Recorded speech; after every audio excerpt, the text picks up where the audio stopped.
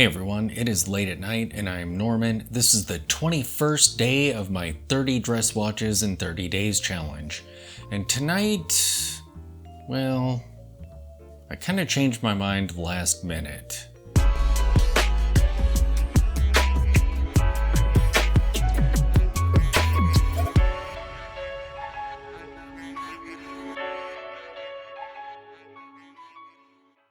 So the watch that I was going to look at tonight was a Seiko SRN052. This is a kinetic watch, and it's okay. I was actually kind of torn about including this one, but thought I would for a bit of variety. This is a yellow gold toned watch. On Jomashop you can get them for about $150. It has a 42mm case on it, a days of the week indicator, and a date wheel at the 3 o'clock, and it looks alright. The Dauphine hands are nice. I mean, it's a dressy watch, it looks good on a brown leather strap, and it's very affordable. Although at the time of this recording it's not available on Jomashop, it's out of stock, but I would rather look at something much cooler. So it turns out, after I did the Accutron video, I kind of did a thing.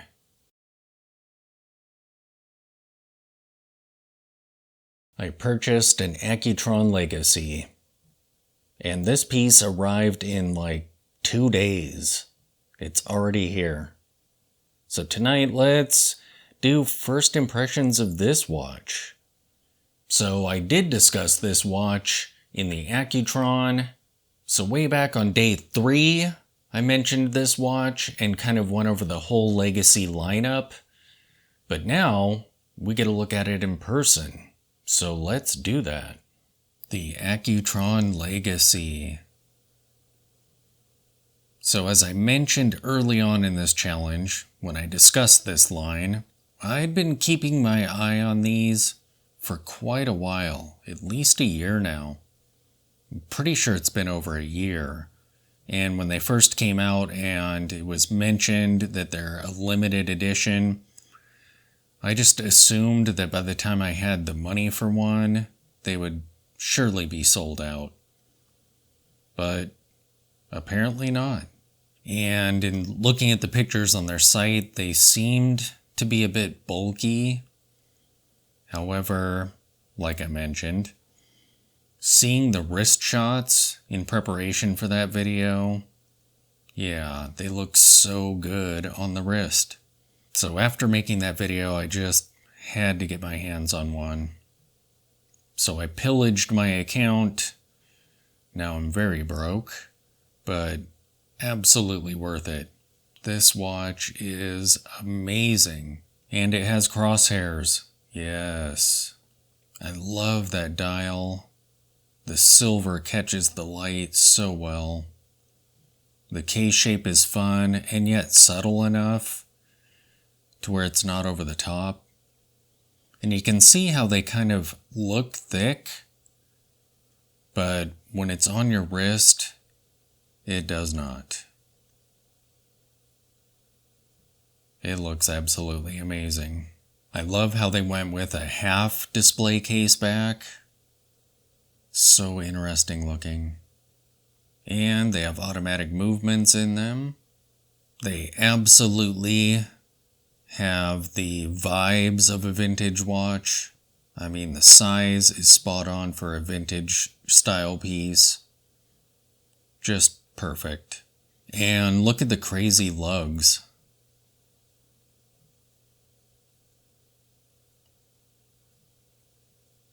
Now, when I do the full review, I'm going to have to mention the strap that they ship on. There's some details about that I need to share with you. You can see that I've already swapped it out for a strap of my own. And this one's pretty well dialed in with this buckle on it.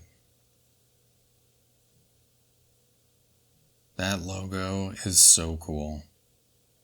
And this is something that I did not expect. Look at this crystal.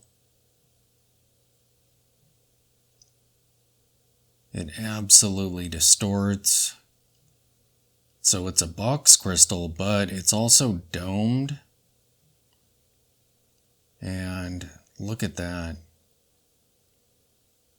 I haven't seen distortions like that on any piece other than maybe the Dolce Vita. That is wild. But yeah, after this challenge, I'll do a full review of this. However, let's see what it looks like when you're wearing this. Tonight, I'm wearing the Movado Museum.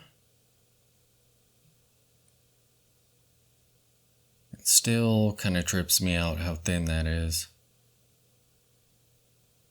Let me take this off, and we'll see what the Legacy looks like when you're wearing it.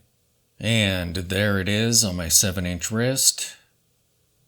My wrist is 55 millimeters wide for reference, for context.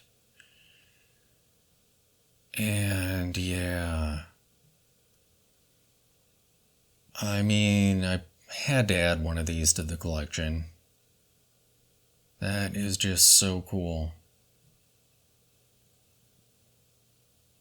So vintage and fun. Total mid-century modern watch. And yeah, it doesn't look terribly thick when you're actually wearing it. Yes. So there you have it. An affordable, accessible, if you can find it, Seiko gold tone dress watch. And my brand new Accutron Legacy. This watch is so amazing. So after the 30 days challenge, I'm going to do a full review of this watch. So cool. Thanks for watching.